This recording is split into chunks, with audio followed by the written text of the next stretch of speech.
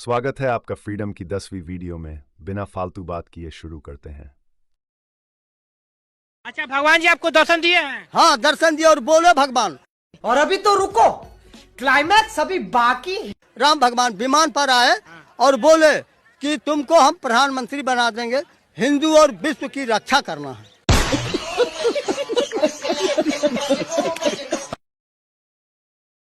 बहुत बहुत आभार व्यक्त करता हूं।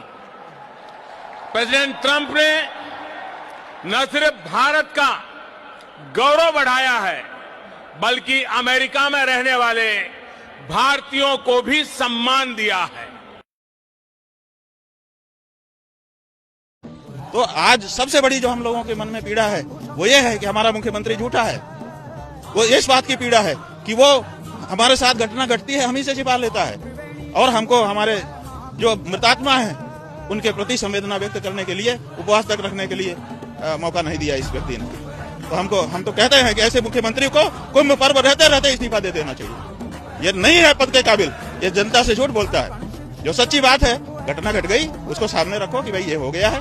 कहाँ नहीं घटना घट जाती है, किसी भी जगह पर घटना घट सकती है। गलती सही बाद में उसका विचार होता है। घटना घट गई, लेकिन उसको छुपाना कि नहीं ऐसी कोई बात नहीं है, ऐसा आभास देना कि सब अफवाह है, सब अफवाह है, ये कहाँ तक उचित है। हम तो सबसे बड़ी पीड़ा इस समय ये हो गई है। देश की आर्थिक राजधानी में एक बड़े अभिनेता को घर में घुसकर चाकू मार दिया गया, लेकिन देश सुरक्षित हाथों में है। लद्दाख के लोग चीनी घुसपैठ के खिलाफ दिल्ली तक जुलूस निकाल रहे हैं, लेकिन चाइना बॉर्डर पर कोई घुसपैठ नहीं हुई। देश की आधी आबादी सिर मुड़वाए घूम रही थी, लेकिन इनके नेता के मुताबिक कोरोना से कोई नहीं मरा था। पैसेंजर ट्रेनें बंद करके गरीबों को शौचालय में यात्रा करने के लिए मजबूर किया गया, लेकिन ये सरकार गरीबों की सरकार है। इनके प्रमुख नेता बाबा साहेब भीमराव अंबेडकर का भरी संसद में अपमान करते हैं, लेकिन ये लोग दलितों के हितैषी बने बैठे हैं। कंपनियों में छटनी और नौकरियां जाने की खबरों से अखबार भरे पड़े हैं। सरकारी नौकरियों की कोई खबर नहीं है, बिना पेपर आउट हुए कोई परीक्षा नहीं हो रही है, लेकिन सरकार युवाओं की हितैषी बनी पड़ी। रुपया धूल चाट रहा है, $1 में 85 रुपए आ रहे हैं, लेकिन हम लोग आर्थिक महाशक्ति बने हुए हैं। अरे भाई, क्यों खुद को धोखा दे रहे हो? कब तक जिंदा मक्खी निगलते रहोगे? अरे कब बोलना शुरू करोगे? डंके की चोट पर बोलो कि राजा नंगा है।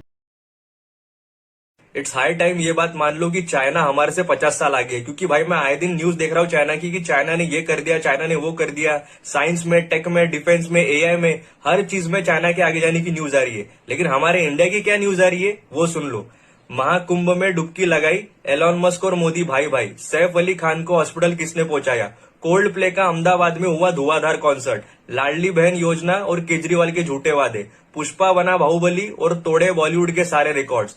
न्यू नेशनल क्रश बने स्काई फोर्स मूवी के हीरो वीर पहाड़िया। यहां से शुरुआत है भाई हमारी, कुछ नहीं हो सकता। रणवीर की स्टेटमेंट के बाद पूरा देश यूनाइट हो गया। मतलब सारी पॉलिटिकल पार्टीज यूनाइट हो गई, लोग यूनाइट हो गए, सारे यूट्यूबर्स यूनाइट हो गए, सारे मीडिया के पत्रकार जितने सब यूनाइट हो गए। उसके साथ साथ महाराष्ट्र में, असम में वहां के सीएम जो है वो इन्वॉल्व हो गए। तुरंत एकदम फैसला ऑन द स्पॉट। 2.5 मिलियन का बेस उसका खत्म हो गया। लेटेंट का शो जो है वो हट गया भाई यूट्यूब से। आप सोचो मतलब कितना जल्दी सब कुछ हो गया। कमाल है भाई, आप लोगों की बदौलत। तालियां आप सबके लिए कि ऐसे ही जजमेंट होना चाहिए।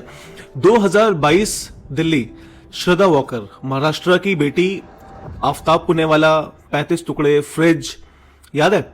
उसका जजमेंट अभी तक नहीं आया है। आपको पता है उसके पिताजी जो थे वो इंतजार करते रह गए कि उनकी बेटी का जजमेंट आएगा, फैसला सुनाया जाएगा, आरोपी को फांसी होगी तो वो अपनी बेटी का संस्कार करेंगे। क्यों? क्योंकि जो बेटी के अवशेष बचे हैं वो सबूत के तौर पर कोर्ट के पास रहने जरूरी है। 212 गवाह हैं उसके अंदर, जिनके एक एक करके पेशी हो रही है। फाइनल जजमेंट अभी नहीं हुआ अभी तक।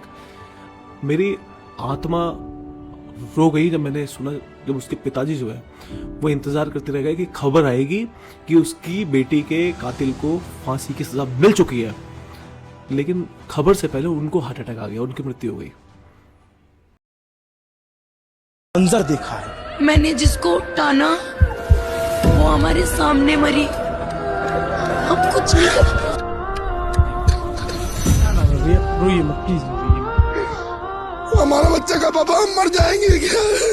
हमका नहीं बेटा, हम लोग खुद चिल्ला चिल्ला के बोलेंगे भैया चुप रहिए, एक दूसरे का सहयोग करिए, सहयोग करेंगे, धैर्य रखिए, सब निकल जाएंगे। यहाँ कोई प्रशासन का वो नहीं था। यहाँ बहुत अजीब लोग हैं, they are heartless, they don't know. ये लोग बहुत क्रूर हैं, वो लिटरली ऐसे पड़े थे जैसे ऐसे कुछ गार्बेज, और वो उनकी बॉडी थी ये मलबे में।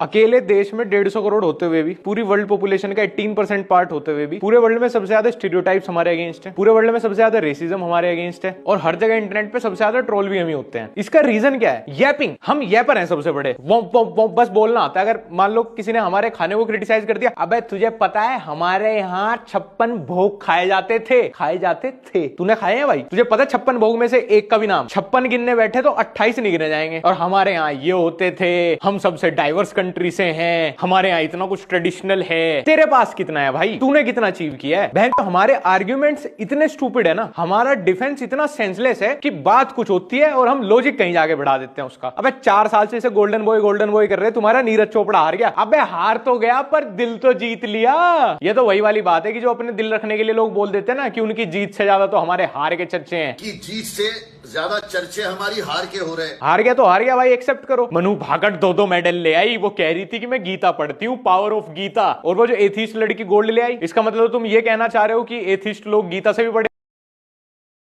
अभी और सुनिए अमित शाह क्या बोल रहे हैं। नरेंद्र मोदी की सरकार है, चीन अपनी 1 इंच भूमि पर भी कब्जा नहीं कर सकता।